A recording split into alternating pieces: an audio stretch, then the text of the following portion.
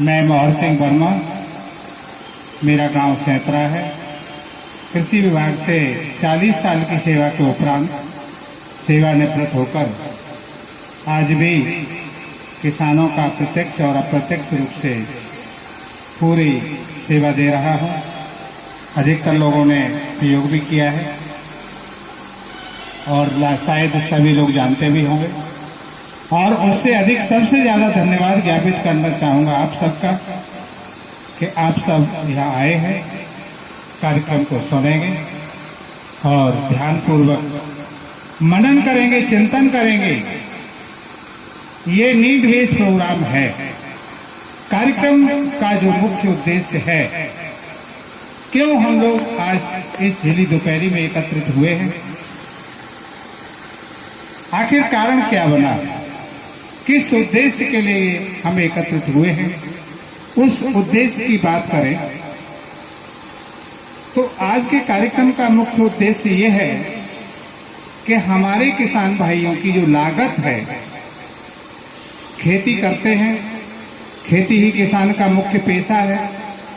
किसान का ही नहीं, पूरे देश का मुख्य पेशा है, इसीलिए इसको कृषि प्रधान देश कहा गया है। लेकिन आज देश काल रीत और परिस्थिति बदलने के कारण हमारी कृषि और हम सब ऐसे चंगुल में फंस चुके हैं। अगर उस चंगुल से निकलना चाहते हैं तो मर रहे हैं, और नहीं निकल पा रहे हैं तो मर रहे हैं। अगर इस सिस्टम को हम अपनाते हैं, जो खेती का सिस्टम चल रहा है, तो भी हमारी मौत है। अगर हम इस सिस्टम को नहीं अपनाते हैं, जब तक कोई दूसरा रास्ता नहीं मिलता है, तो मर रहे हैं। आज हमारी कृषि विदेशी आयातित कृषि निवेशों पर पूर्णतः आश्रित हो चुकी है। अब विदेशी आयातित कृषि निवेश खेती के लिए क्या क्या चीज आवश्यक है? पहले नंबर जमीन। हमारी स्वदेशी होते हुए भी उसको हम जो खाद के रूप में, पेस्टिसाइड के रूप में, हार्बिसाइड के रूप में जो दे रहे हैं, इंसेक्टिसाइड, पेस्टिसाइड के रूप में दे रहे हैं, वो सारा का सारा विदेशी माल है और सारा का सारा डेड है। कोई जीवित नहीं है पदार्थ। कोई भी केमिकल जितना हम लगा रहे हैं वो सारा का सारा डेड है। जब हम उसे खरीदने जाते हैं तो सीधा का सीधा पैसा विदेश में जा रहा है। पहली हानि। जो उसको हम खेत में लगाते हैं तो हमारी जमीन में जो फैक्ट्री है खाद बनाने वाली, जो बैक्टीरिया है, जो वायरस है, जो केंचुआ है, जिसे मित्र कीट के नाम से जानते हैं, परमात्मा ने भारत भूमि में ऐसा सिस्टम बना दिया था, उस सिस्टम को इस अंग्रेजी खादों ने बेकार कर दिया। हमारे मित्र कीट खत्म हो रहे हैं, इससे हमारे खेत के अंदर जो शत्रु कीट हैं वो बढ़ रहे हैं। फिर जब शत्रु कीट बढ़ रहे हैं तो उनको मारने के लिए फिर हम अंग्रेजी निवेशों पर जाते हैं, इंसेक्टिसाइड डालते हैं, पेस्टिसाइड डालते हैं।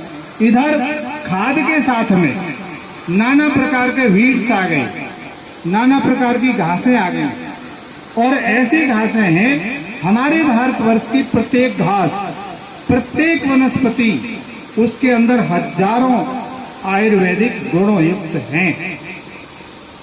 अब विदेशी जो घासें आ गई, एक भी उसका आयुर्वेदिक गुण बता दो आप।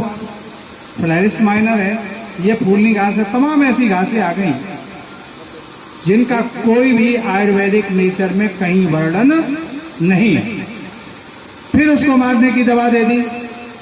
उससे जो जब पानी की अधिक आवश्यकता हुई तो हम सोलर पर नहीं गए, बायोगैस पर नहीं गए, हम आश्रित हो गए डीजल पर, पेट्रोल पर, बिजली पर, यूरेनियम पर, तमाम ऐसे सिस्टम जो कि हमारे पास सुंदर वायु थी, मलयागिर की मंद सुगंध जमीन जो भारतवर्ष में केवल बहा करती थी, हिमालय की पहाड़ियों से आती थी, उत्तराखंड से आती थी, वो सारी की सारी वायु हमारी दूषित कर डाली।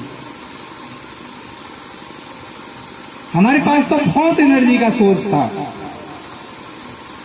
इतना एनर्जी का सोर्स था, इतना किसी देश के पास नहीं था। उधर हमने आविष्कार नहीं किया। हम विदेशियों के चाल में फंस करके और इन्होंने फंसा दिया बुरी तरह से। पहले अंग्रेज यहां रह के लूट रहे थे।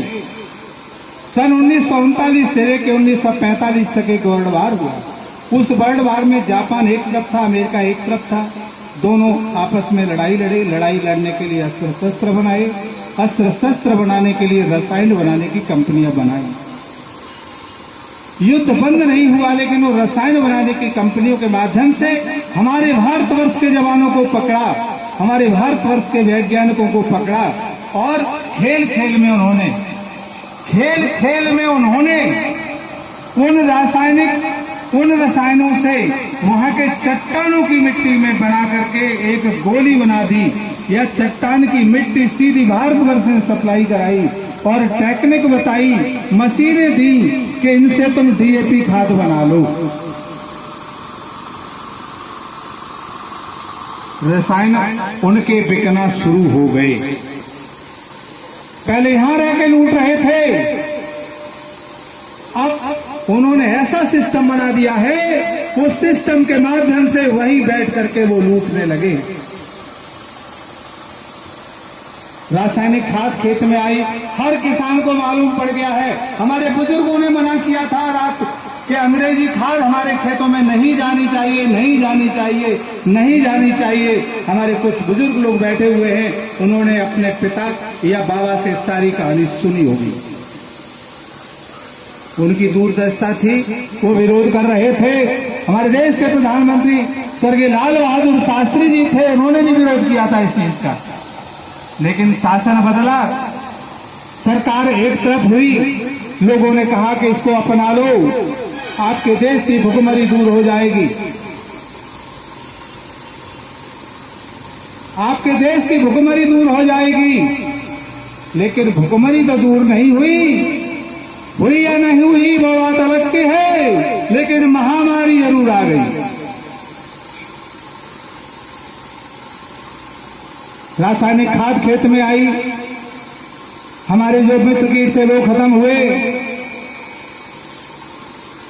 हमारी खेती के लिए 5 चीजें आवश्यक थी: जमीन, जल, जंगल, जलवायु, जानवर, जंतु से बोलते हैं। जमीन बंजर हो रही है, 50% थलचर, नवचर, जलचर, जंतु और वनस्पति पलायन हो गए, अब रहे नहीं यहां पर।